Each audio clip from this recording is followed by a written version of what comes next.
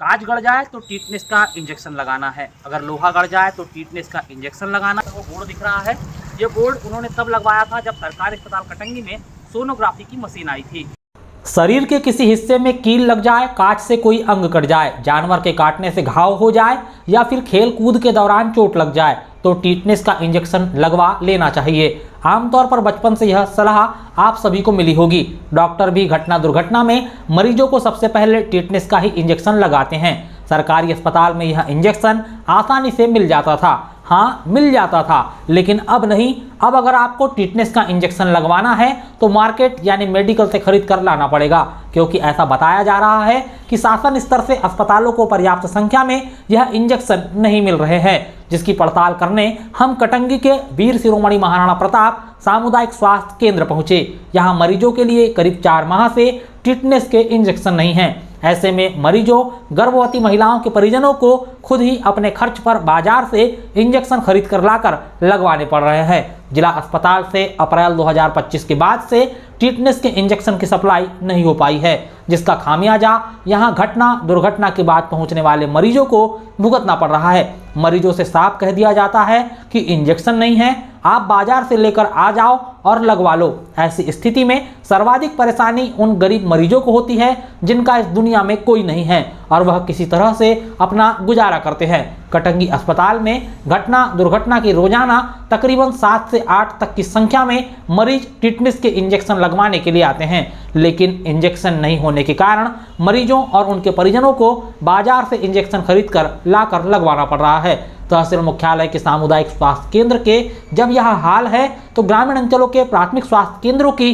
क्या स्थिति होगी, इसका आकलन सहज ही लगाया जा सकता है। अस्पताल के फार्मासिस्ट संतोष मंडाली ने बताया कि अप्रैल माह से इंजेक्शन नहीं मिले हैं, जबकि हर माह जिला अस्पताल को डिमांड भेजी जा रही है, जिसकी जानकारी खंड चिकित्सा अधिकारी डॉक्टर पंकज दुबे को भी है।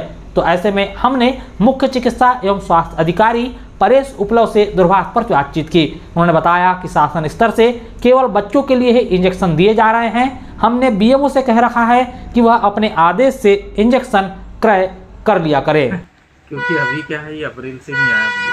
अप्रैल माह से? हाँ, अभी क्या है, मेरे को 15 दिन ही हुए, 4 दिन ही। मेरे पहले एक लेडीज थी, वो ट्रांसफ़र करा के गई है। अच्छा, तो क्या आपके पास रिकॉर्ड में ऐसी चीज़ें दर्ज हैं कि आपके यहाँ से जो जिला चिकित्सालय है उसको पत्र व्यवहार किया गया है? हाँ, इंडेड बनाते ना मंथली। अच्छा, मतलब हर माह ये जानकारी भेज रहे हैं आप उनके पास? हाँ, अच्छा, जो खंड चिकित्सा अधिकारी हैं डॉक्टर पंकज दुबे जी, उनके नॉलेज में ये चीज़ें हैं या नहीं है? है।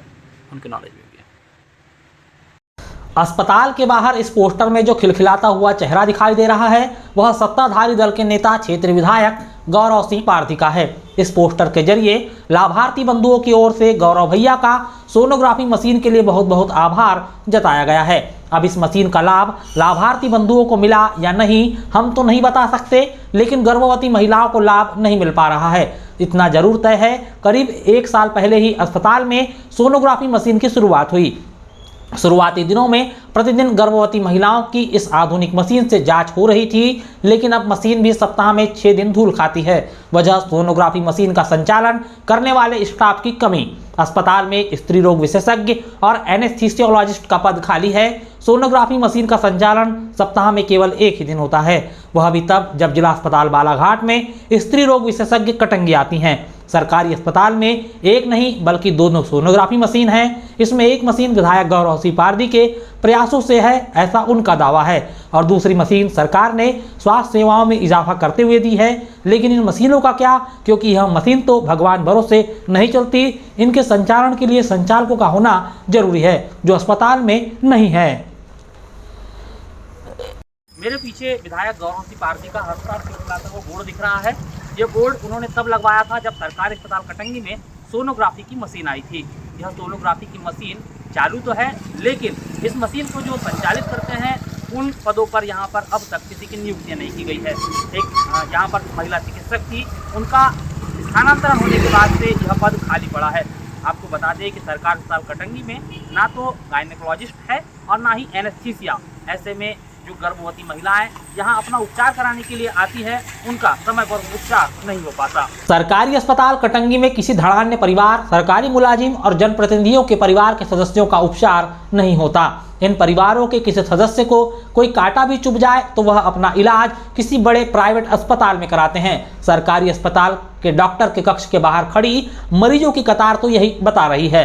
सरकारी अस्पताल में तो गरीब और निम्न मध्यम वर्गीय परिवार के सदस्य ही अपना इलाज करवाने के लिए जाते हैं। सरकार भले ही दावा करती है कि सरकारी अस्पतालों की हालत में सुधार हुआ है, लेकिन कुछ अपवादों को छोड़ दिया जाए तो बालाघाट जिले में ही शायद एक आध ऐसा अस्पताल होगा जहां बेहतर उपचार और सुविधाएं मिल रही है।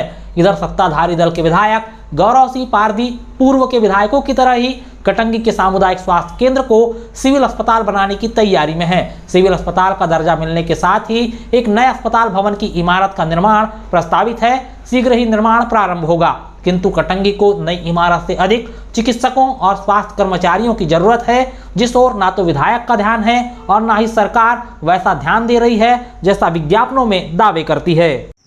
कांच गड़ जाए तो टीटनेस का इंजेक्शन लगाना है, अगर लोहा गड़ जाए तो टीटनेस का इंजेक्शन लगाना है, सड़क हादसा हो जाए तो टीटनेस का इंजेक्शन लगाना है। हम बचपन से यह बात सुनते आ रहे हैं और डॉक्टर भी टीटनेस का इंजेक्शन लगाने का परामर्श देते हैं। इस वक्त मैं मौजूद हूँ सरकारी अस्पताल कटंगी में, जहाँ करीब 3 माह से टीटनेस का इंजेक्शन नहीं है। ऐसे में यहाँ आने वाले मरीजों को प्राइवेट से टीटनेस का इंजेक्शन खरीद कर लाना पड़ता है। एक तरफ तो सरकारी अस्पताल कटंगी को सिविल अस्पताल बनाने की कवायद की जा रही है, जिसके चलते नई इमारत का निर्माण करवाना सुनिश्चित किया गया है, लेकिन हमें नई इमारत की नहीं बल्कि यहाँ चिकित्सकों की आवश्यकता है और मूलभूत सुविधाओं की, जिसमें इंजेक्शन और दवाइयाँ भी शामिल है। लेकिन सरकारी अस्पताल कटंगी को इन सुविधाओं से दूर रखकर यहाँ पर भवन जैसे निर्माण के लिए तैयारी की जा रही है। सत्ताधारी दल भाजपा और सरकार दोनों ही महिला सम्मान की बात करती है। प्रदेश में महिलाओं के आर्थिक स्वावलंबन, परिवार में उनकी निर्णायक भूमिका को मजबूत करने के लिए मुख्यमंत्री लाडली बहना योजना तक लागू की गई है, परंतु उसी सरकार के राज में अस्पताल में गर्भवती महिलाओं को उपचार के लिए परेशान होना पड़ता है। कटंगी अस्पताल में गर्भवती महिलाओं को रूटीन चेकअप कराने के लिए भी कतार में खड़ा होना पड़ता है, जबकि प्राइवेट अस्पताल में गर्भवती महिलाओं को सम्मानपूर्वक बैठने के लिए कुर्सी का प्रबंध किया जाता है। चिकित्सक ही बताते हैं कि गर्भवती महिलाओं को लंबे समय तक खड़े नहीं रहना चाहिए। लंबे समय तक खड़े रहने से थकान, सूजन और पीठ दर्द जैसी समस्याएं हो सकती है।